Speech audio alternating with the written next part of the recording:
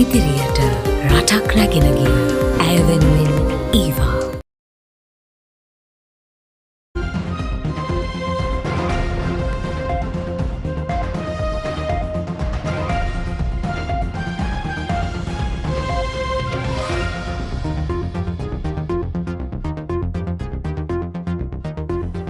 Good evening and welcome. You're watching Primetime News on TV1. Bringing you news, I'm Tharusha Kumar Singha.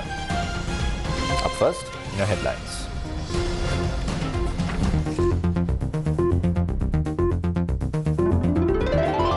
President inspects Army headquarters.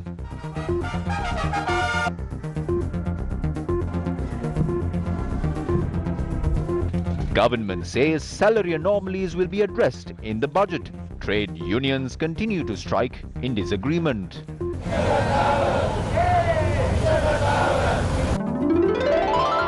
Has the government permitted chemical fertilizer imports?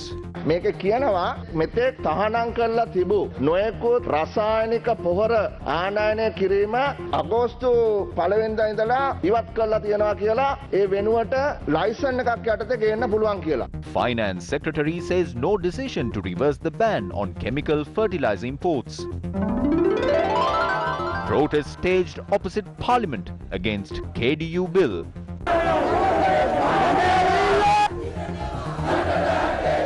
Government to amend the bill, a statement by the core cabinet spokesperson. Equestrian athlete Matilda Carlson represents Sri Lanka at the 2020 Tokyo Olympics.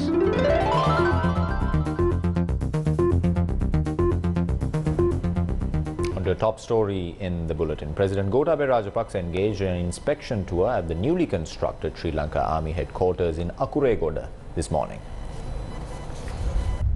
President Gotabaya Rajapaksa, upon his arrival at the Sri Lanka Army headquarters, was welcomed by the Chief of Defence Staff and Commander of the Sri Lanka Army, General Shavendra Silva.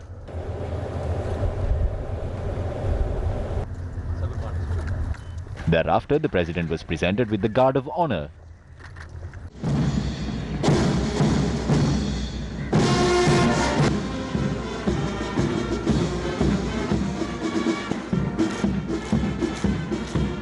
Thereafter, Major General Nishant Manage presented an introductory account that led to the compilation of the book as part of the initiative Army Way Forward Strategy 2020 to 2025. President Gotabaya Rajapaksa inaugurated Battlefront, the new digitalized operation room of the Directorate of Operations at the new Army headquarters.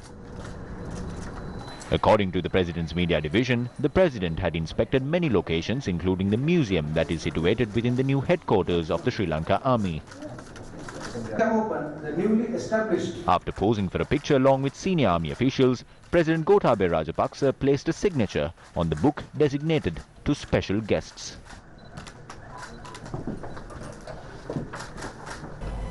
The Association of Medical Specialists has pointed out that the spread of the Delta variant has resulted in more COVID-19 cases in the country. They point out that the country's capacity to accommodate patients has reached its tipping point. The Association of Medical Specialists has cautioned that it will be a matter of few days to exceed the supply of oxygen due to the increasing demand as COVID-19 infections continue to rise. They have pointed out that deaths may increase due to lack of oxygen or due to the lack of oxygen delivery mechanism to the patient's bedside. The association notes that relaxing COVID-19 restrictions will be adding fuel to the fire and that the public will start behaving like free birds, thereby aggravating the crisis. The statement notes that although the government's urgency in getting the economy back on track due to the declining economic performance is understandable, making impatient decisions will affect economic growth due to the increasing number of infections and deaths. The association has requested the government to revisit the COVID-19 restriction protocols in the wake of surging numbers amidst the Delta variant. It said that although livelihoods are important, it is also important to save lives, and that is better to have a living problem than a dead certainty. We can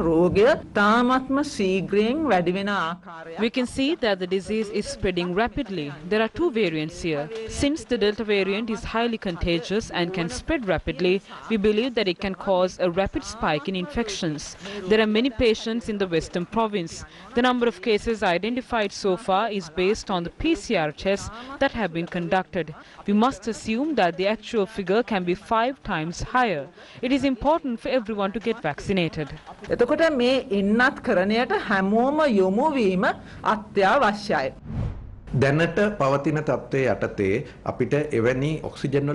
the existing situation, it is not a shortage of oxygen. When we start distributing these according to the demand, sometimes we see an unexpected number of patients being admitted to certain treatment facilities.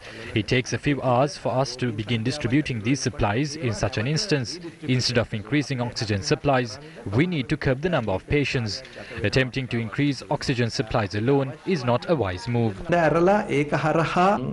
Oxygen සපයන්න අවශ්‍ය පහසුකම් සැපයීම මගේ හිතෙනවා ප්‍රඥාගෝචර වැඩක් නෙවෙයි. Opposition leader Sajid Premadasa raised questions on the spread of COVID-19 from the health minister in parliament today. Considering the rapid rise in COVID-19 infections and deaths, will the government admit that there is a new COVID-19 wave in the country? Will the government submit figures for the last 10 days on the number of infections, deaths, PCR tests, number of patients at ICU facilities and ordinary wards? What are the COVID-19 variants detected globally? What are the variants detected in Sri Lanka? Will the government apprise the House on the efficacy of the jabs against each variant? Is it appropriate to relax COVID-19 restrictions? I wish to seek a clarification from the Health Minister. Last evening, Dr. Hemantha Herath said that he cannot bear responsibility over public transport services and whether social distancing is maintained in buses and trains. I wish to ask you whether it is appropriate to make such statements. Professor Malik Piris is a virologist. He has warned that a dangerous wave may occur in the country. What are the steps taken by the government to counter that? Won't the lives of the sick people and expectant mothers be exposed to risk by asking all state sector employees to report to work? Is the government contented with the number of ICU beds, quantity of oxygen supply, the testing capacity and the number of healthcare personnel? Is it sufficient to counter any situation that arises in the future? Will the government pay attention to the opinions of experts? As we have pointed out on previous occasions, what is the capacity of our healthcare system in terms of ICU beds and oxygen supply? This is the situation at the Colombo National Hospital. People infected with COVID-19 are lying on mats along the corridors. There is a lack of beds. There is a shortage of ICU beds. Please look into the situation at the Gampaha Hospital and the Kaluboila Teaching Hospital as well. The director of the Lady Ridgeway Hospital says that the facility is filled with patients. This is a serious problem. I wish to ask you whether the health sector is capable of facing the Delta variant and whether the relaxation of restrictions will lead to a serious condition. I shall pass on these images to you. The patients are not on beds. They are seated on the floor. The number of children infected by COVID-19 is increasing. Will you submit the figures on the number of children who have contracted COVID-19? Will children above the age of 12 be given vaccines? What are the measures that you will take for patients without facilities? මේ පහසුකම් නැති රෝගීන්ට මොකක්ද ඔබතුමිය ගන්න ක්‍රියාමාර්ගය? මේ ප්‍රශ්නයට උත්තර සැපයීමට I request for time until the 5th of August to respond to these questions. The opposition leader has raised questions on 11 occasions in Parliament. Other parliamentarians have asked questions on 15 occasions. I have responded to all these queries. Therefore, since a long answer is required for these questions, I request for time until day after tomorrow to respond to them.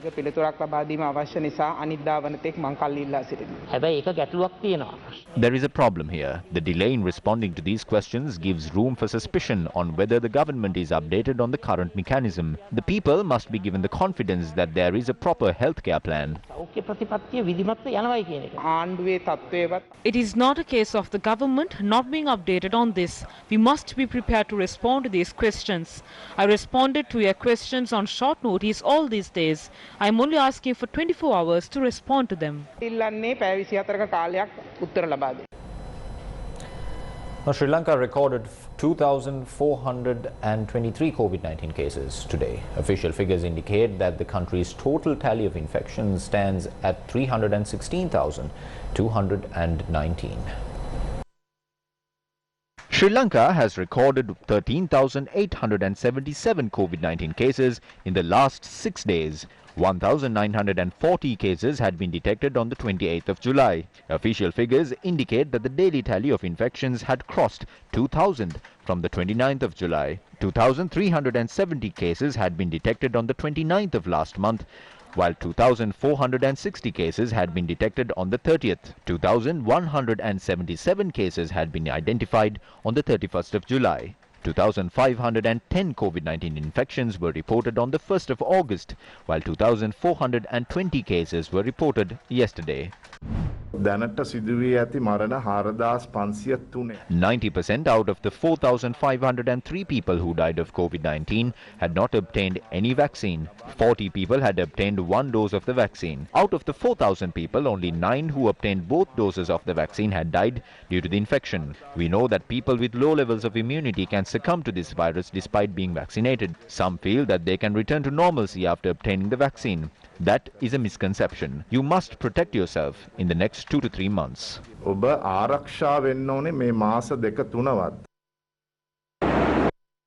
Meanwhile, state sector employees are reporting to work on a daily basis at present. Our correspondent reported that there was a drop in the number of state employees using public transport compared to yesterday.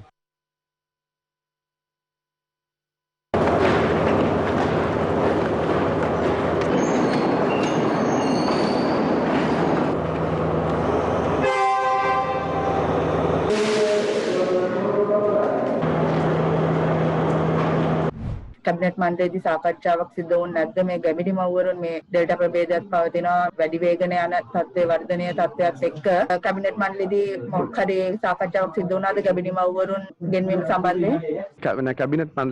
We didn't discuss that in the cabinet. However, attention of the community has been drawn towards this. Therefore, the heads of institutions can decide whether they must be called to work. They can make the relevant decisions based on the situation. This is not a time in which we can impose a blanket regulation. On a policy basis, they are required to report to work. But there is room for them to discuss this with their employers and make an appropriate decision.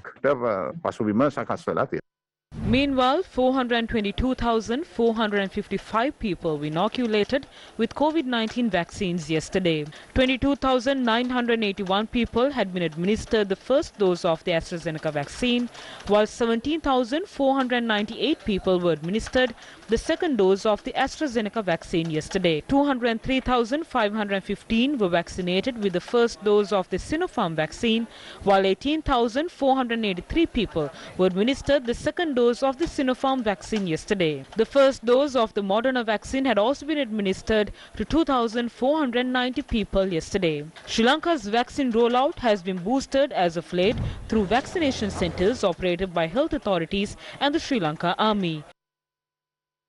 Yesterday, President Gotabaya Rajapaksa engaged in an inspection tour at the vaccination centre, which is operational at the Vihara Mahadevi Open Air Theatre. Personnel of the Sri Lanka Army have also been enlisted to assist health authorities to ensure the smooth functioning of the national operation to prevent the spread of COVID-19 through a rapid vaccination drive. The vaccination centre set up at the Vihara Mahadevi Open Air Theatre is operating around the clock at present. The President, who observed proceedings at the location, also engaged in a cordial conversation with those present at the centre, including the general public and health staff. The Sri Lanka Army had also taken steps to organise a musical experience at multiple vaccination centres for the pleasure of those arriving to be vaccinated.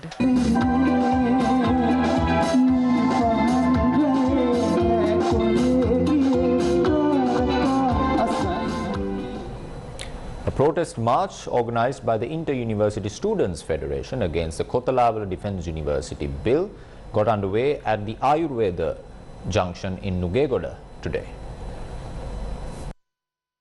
The protest march that started from the Ayurveda junction in Nugegoda arrived opposite the parliament. A plethora of organizations representing various fields, including the Students' Movement for Free Education, Federation of University Teachers Associations, Unemployed Graduates Union, Centre for Labour Struggle, United Health Workers Union and Janabala Paura were present at the location expressing their opposition.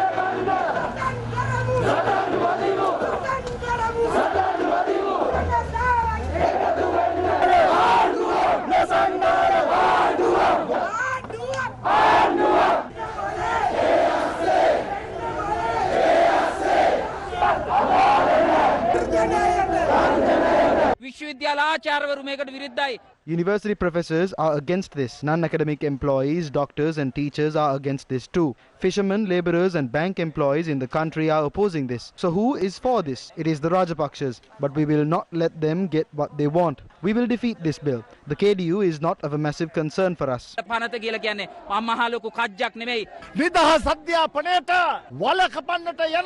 If these people are going to destroy free education, create a military culture within the education system in this country, and if they are trying to suppress the views of the people, we are entirely against that. The committee appointed by the Sri Lanka Freedom Party to study the proposed Sir John Kotalawala Defence University Bill has expressed its stance in a letter forwarded to President Gotabaya Rajapaksa. Accordingly, the SLFP committee is of the stance that 4 amendments should be made to the proposed KDU bill. The proposed amendments are: Kotalawala National Defence University will be regulated and controlled by the University Grants Commission. The KDU Act should clearly state a fair and transparent system based on the Z-score with regard to the admission of undergraduates who are not officers in the security sector, facilitating the grant of a loan on the basis of repayment for income earned while employed, a civilian majority in the governing council.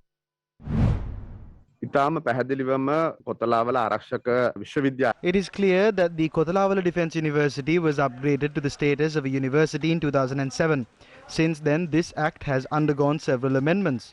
Our objective is to compile all these amendments. As a government that respects democracy and public opinion, we will listen to the concerns. If there are changes that should be made, the President has promised that it would be done. A fruitful discussion is taking place on this. Relevant amendments will be made. As a government, we will ensure that it will not affect free education in Sri Lanka.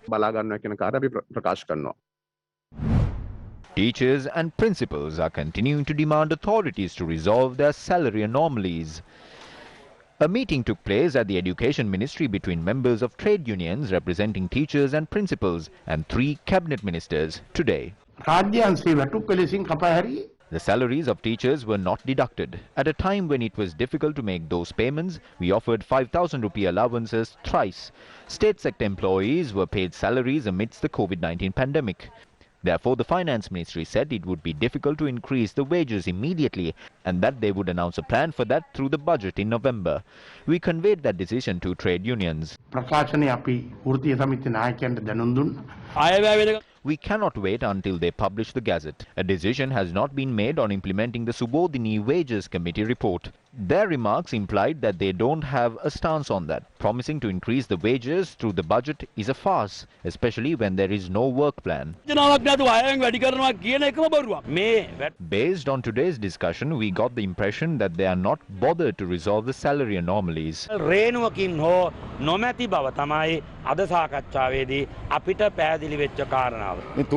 By delaying this process, it is clear that the government does not want to resolve the problem.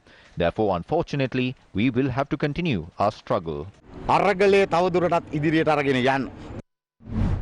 Meanwhile, protests were staged across the country demanding a solution to the problems faced by teachers and principals. One protest took place in Piliyandala this afternoon.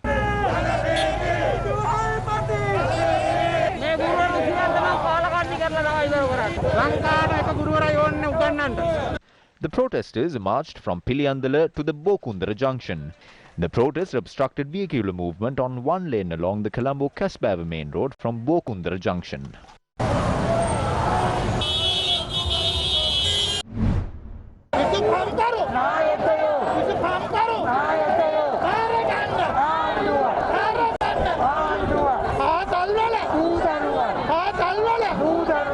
Parents joined a protest staged by teachers and principals in Waligama this afternoon.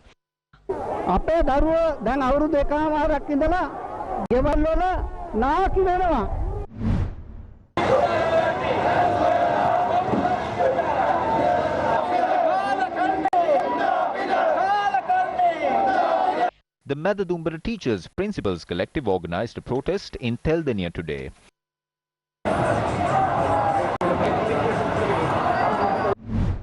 Another protest was organized at the Galinbindunuava town today.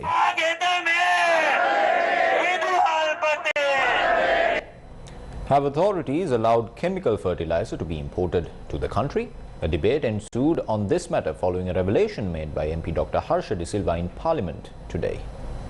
Basil Rajapaksa මැතිතුමාගේ අස්සනෙන් A letter bearing the signature of Minister Basil Rajapaksa has been issued to all CEOs of banks yesterday. I would like to table the said letter. The letter reads that any ban imposed on the import of chemical fertilizer had been lifted on the 1st of August, and such fertilizer can be imported based on a license. It mentions mineral and chemical fertilizer. Mineral and chemical fertilizers, essentially produced through nitrogen, phosphorus and potassium, have been removed from the list of banned fertilizers. President Gotabaya Rajapaksa repeatedly said he would not revoke this decision. I would like to know, has that decision been reversed now? දැඩිව ක්‍රියාත්මක කරනවා. ඉතින් මම අහන්න කැමති මේ reverse කිරීම සම්බන්ධයෙන් මෙහෙම කරලා තියෙනවද? සමස්ත මහජනයා විනාශ වෙන්න යන එක වළක්වන්න බලන්න අපි රසායනික. The President's proposal to shift from harmful chemical fertilizer to organic fertilizer has been implemented and is progressing well. There are many sectors that cannot switch to organic fertilizer immediately. Hence, we have allowed for a portion of chemical fertilizer to be imported. We cannot implement every decision in its entry as certain factors change. Therefore, we need to carry out an analysis when making any decision. When the environment changes, certain decisions of ours must change accordingly. Secretary to the Ministry of Finance, S.R. Artigala, has said that the decision to suspend chemical fertilizer imports would remain unchanged. He pointed out that permission would be granted to import liquid nitrogen under import control licenses, as it is required to produce organic fertilizer. Secretary to the Finance stated that certain chemical fertilizer types and liquid nitrogen would be included under the list of products that can be imported using licenses. He emphasized that chemicals required to produce organic fertilizer based on the government's decision can be imported in this manner. Finance Secretary S.R. Artigala said tenders have been called for such imports and that permission would be granted based on the recommendations of the Ministers of Agriculture and Organic Fertilizer. News from the courts this evening. The appeal court has issued an interim order preventing any action on Senior State Counsel Janaka Bandara based on the report of the Presidential Commission on Political Victimization. The order was issued upon considering a petition filed by the Senior State Counsel. A commission headed by retired Judge Upali Aberatne was appointed to investigate acts of political victimization that had taken place between the 8th of January 2015 and the 16th of November 2019. Senior State Counsel Janaka Bandara had been named as respondents in 2 complaints filed by Avant-Garde Maritime Services Chairman Nissanka Senadipati and Chairman of the Rakna Arakshaka Lanka Limited Victor Samravira. The complaints had been filed in relation to an investigation and the legal proceedings involving the 2 officials over the Avant-Garde transaction. In its report, the Presidential Commission recommended filing cases against the respondents, including the Senior State Counsel, under the Penal Code and the Bribery Act. The report recommended filing charges for fabricating evidence to prosecute Nissanka Senadipati and Victor Samravira and for aiding and abetting such moves. However, Senior State Counsel Janaka Bandara had filed an appeal with the appeal court over the recommendations. The appeal was taken up for consideration before Justices Nissanka Bandula Karunaratne, Devika Aberatne and B.N. Samrakon today. The judge bench ordered to issue summons for the respondents to the petition to appear before the court on the 29th of September. This includes the Presidential Commission's chairman, Upali Aberatne, and other members of the Commission, the Commission Secretary and the Attorney General. The appeal court issued an interim order on implementing the recommendations of the Presidential Commission based on the approval granted by the Cabinet on the 18th of January this year. The adjournment debate on the 2020 Central Bank report took place in Parliament today. The motion was put forward by the leader of the Jatika Jana Balawegaya, Anura Kumar Disanayaka. The government expected to generate a revenue of 1,961 billion, but they have only been able to generate 482 billion in the first 3 quarters of the year. This shows that government revenue stands at below 1,500 billion. While the Treasury receives a revenue of 482 billion, the country has to pay 676 billion to settle debt and interest. The total government debt has grown to nearly 17.7 trillion. We are caught in a massive debt trap. There is a place in which prayers must be offered every morning. That is the place in Birgama, in which money is being printed. 1 trillion has been been printed in the last 16 months. 47% of our total debt is from foreign sources. Loans had to be obtained through treasury bonds at high interest rates. This has pushed us into a crisis. We are caught in this trap. The finance minister must explain this situation to the country. They don't seem to be governing the country by bearing this situation in mind. The losses faced by 19 state institutions in 4 months amounts to 82 billion. They are planning to sell away archaeological resources as well. I feel that State Minister Cabral is a good broker. A brokering company can be created for this. We don't need a government for this purpose. There is a massive shortage of foreign currency. The oil tanker that reached the country on the 5th of July could not be unloaded. Demurrages were paid for 2 days. It was brought down by Ambani's company. 10 million was paid for naphtha fuel. We paid demurrages for 2 days.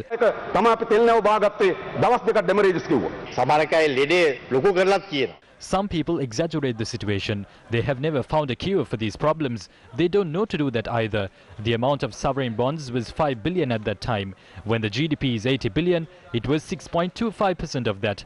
The risk of 6.25% could be handled by our economy at that time. When I vacated my post as central bank governor, towards the end of 2014, the country had $8.2 billion in its reserves. We were given this country after the reserves had declined to 7.65 billion. That means that although they should have left behind 18 billion, all what was left was 7.65 billion. We had to face some pressure due to this. Anyone does not have to raise their voice and highlight this situation.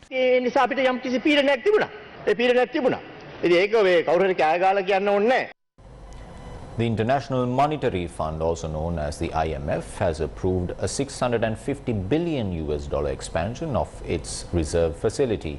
This would be done to support economically vulnerable countries battling the COVID-19 pandemic. The International Monetary Fund yesterday announced that it would expand its reserve facility by $650 billion. This is the largest expansion to be made in the history of its special drawing rights facility.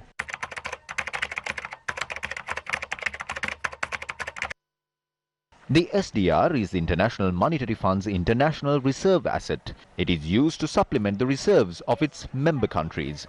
According to the IMF, the latest allocation will come into effect from the 23rd of August this year.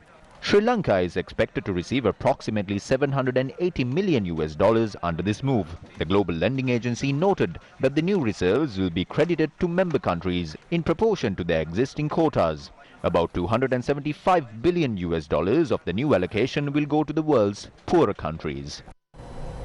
National organizer of the All Ceylon Farmers Federation, Namal Karunaratne, arrived at the filter zone of the Yala National Park to carry out an inspection whether the forest land is being cleared within the zone.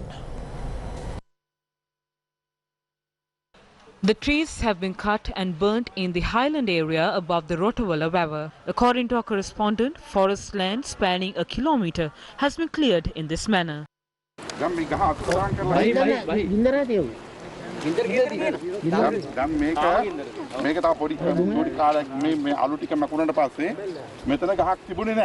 National organizer of the All Ceylon Farmers Federation, Nama Karunaratne, called the Yala Divisional Secretariat to inquire about the incident.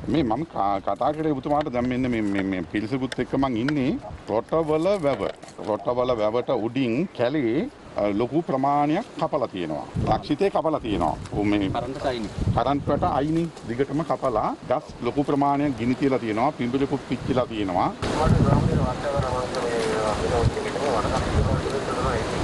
වන සංරක්ෂණයකටනේ.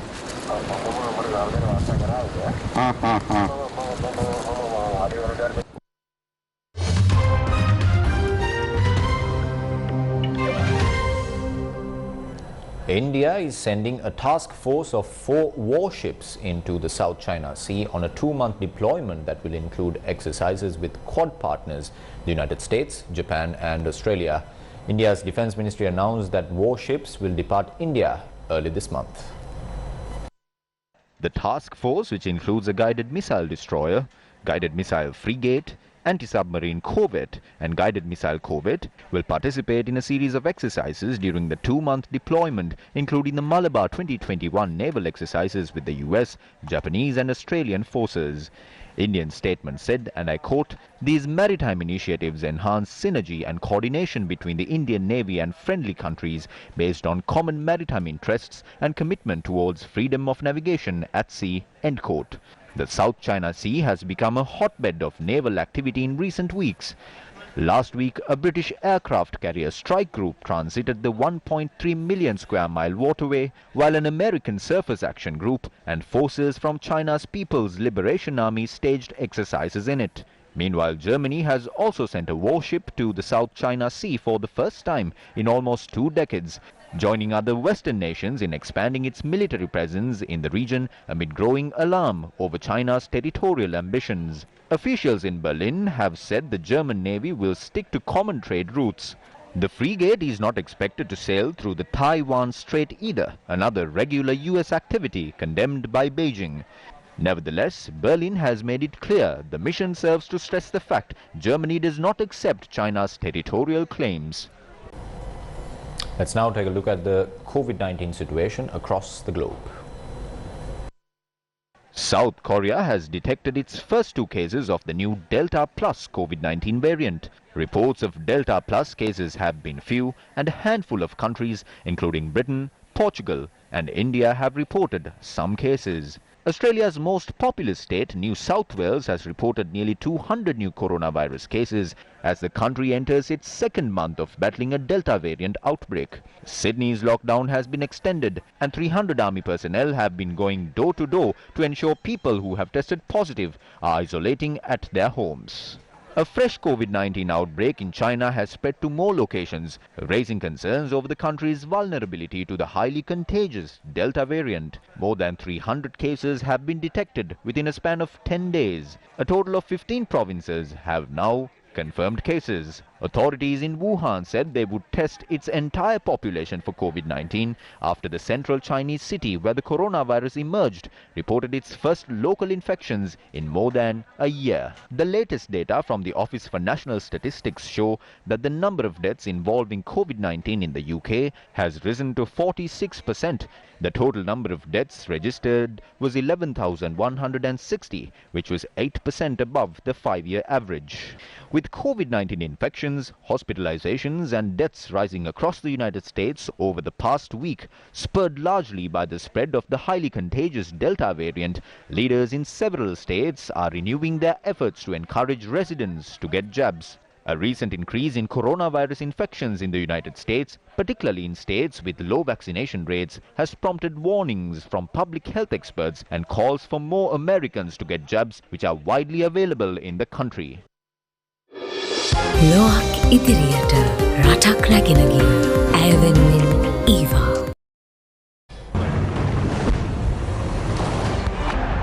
The Tokyo Olympics 2020. Sri Lanka lost its final hope of an Olympic medal in Tokyo today. This was after Matilda Carlsen was eliminated from the qualifiers of the equestrian individual jumping event. ලොවක් ඉදිරියට රටක් රැගෙන ගිය ඇය වෙනුවෙන් ඊවා.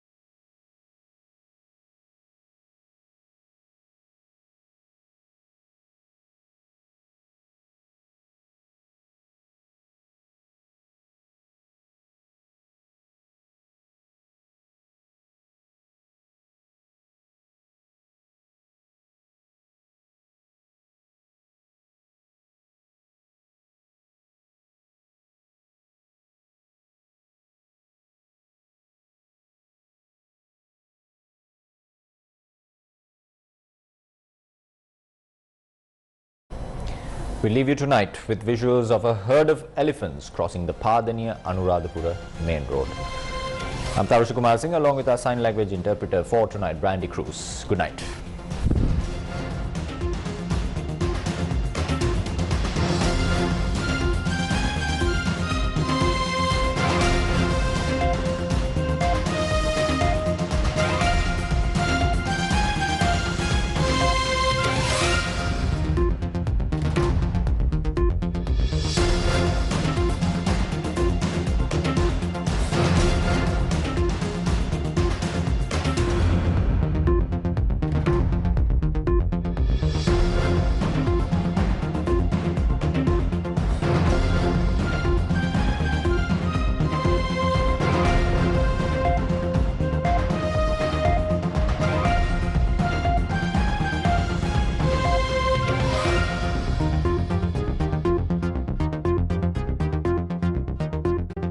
ලොවක් ඉදිරියට රටක් රැගෙන ගිය ඇය වෙනුවෙන් ඊවා.